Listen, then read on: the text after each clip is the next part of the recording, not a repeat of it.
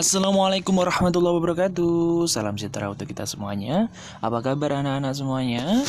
Ya, kembali lagi di channel Pak Guru Deso bersama Pak Ian Bagus Koko Darminto.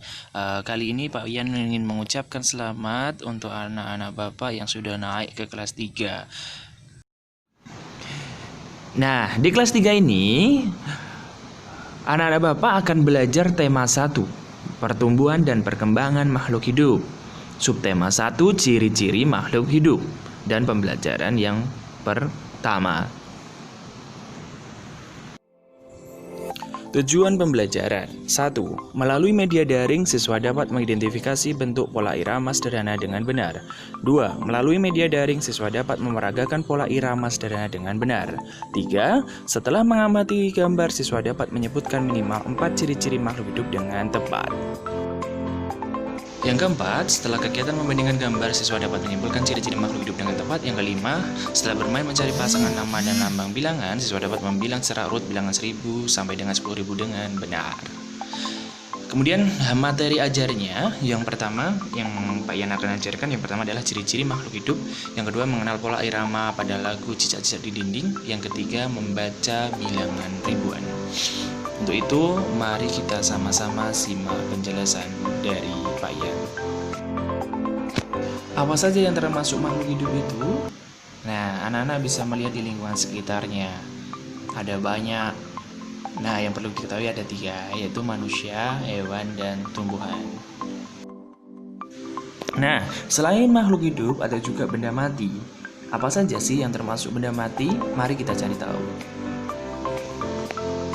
Iya, betul. Ada meja, buku, gelas. Itu merupakan contoh benda mati. Kemudian, apa ciri-ciri makhluk hidup itu? Ciri-ciri makhluk hidup itu yang pertama adalah bergerak, berpindah dari tempat atau kedudukan. Tidak diam saja. Dari tempat satu ke tempat yang lain, dia bisa berpindah tempat. Itu namanya bergerak. Kemudian, contohnya apa? Ikan bergerak dengan sirip dan ekor. Cicak bergerak merayap dengan kaki. Ini contoh pada hewan. Masih banyak lagi? Masih. Contoh lagi yang lain? Nah, bisa mencari sendiri. Kemudian yang kedua, contohnya adalah tanaman Venus. Tanaman Venus akan bergerak mengatupkan daunnya ketika serangga datang.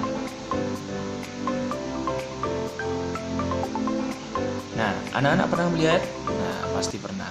Kemudian bernafas. Bernafas itu apa? Menghirup dan mengeluarkan udara.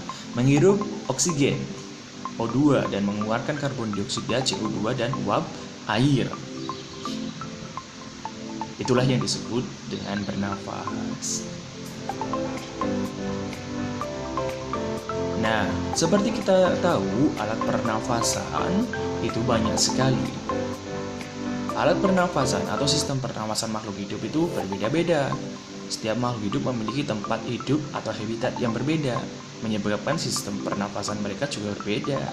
Contohnya ikan. Kalau ikan pernafasannya apa? Bernafas dengan insang.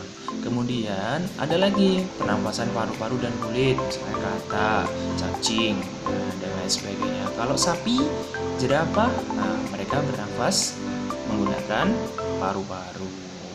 Seluruh hewan mamalia itu bernafas menggunakan paru-paru. Ciri selanjutnya adalah tumbuh. Berkembang dan bertambah besar atau sempurna, itu namanya tumbuh. Setiap makhluk hidup akan tumbuh menjadi besar dari keadaan semula sampai batas usia tertentu. Itu contoh manusia dan hewan. Contohnya, dia mulai dari anak-anak, sebelumnya bayi dulu, anak-anak, kemudian remaja, mungkin orang dewasa sampai orang tua. Kemudian itu kalau misalkan hewan, bisa dilihat sendiri kupu-kupu itu berkembang dari telur dan sebagainya. Kemudian berkembang biak. Berkembang biak adalah proses menghasilkan keturunan. Berkembang biak adalah salah satu cara makhluk hidup bertahan hidup terhadap lingkungan agar tidak punah. Nah, perkembang biakan ini juga berbeda-beda. Setiap makhluk hidup pasti punya cara berkembang biaknya masing-masing. Contohnya apa? Kalau ayam, berkembang biak dengan cara apa? Bertelur, betul. Kalau yang tumbuhan. Nah, ini ada yang pakai biji, ya. Nah, kemudian manusia juga butuh makan dan minum. Makhluk hidup membutuhkan makanan dan minuman untuk memenuhi kebutuhan energi, sehingga kita bisa melakukan aktivitas sehari-hari. Selanjutnya, peka terhadap rangsangan. Peka terhadap rangsangan.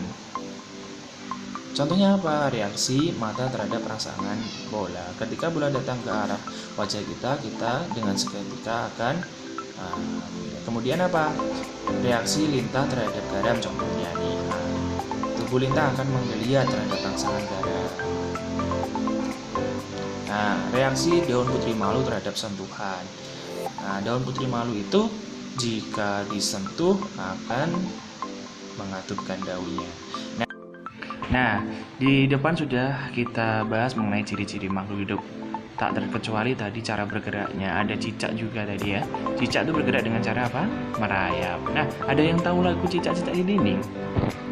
Iya, kalau tahu, coba mari kita bernyanyi. Cicak-cicak di dinding, diam-diam merayap. Datang seekor nyamuk, hap, lalu ditangkap. Nah, tadi sudah bernyanyi bersama-sama ya. Nah, sekarang pertanyaannya, apakah ketika bernyanyi itu kita sudah benar atau belum? Apakah sudah sesuai dengan pola irama yang ditentukan atau belum? Nah, mari kita simak penjelasan bersama-sama kaitannya dengan pola irama. Apakah yang dimaksud dengan pola irama? Pola irama adalah panjang dan pendeknya sebuah bunyi akan dapat dilakukan perhitungan yang didasari dengan adanya sebuah ketukan. Yang intinya adalah panjang pendeknya sebuah bunyi itu adalah pola irama. Sekarang perhatikan lirik lagu Cicak di Dinding.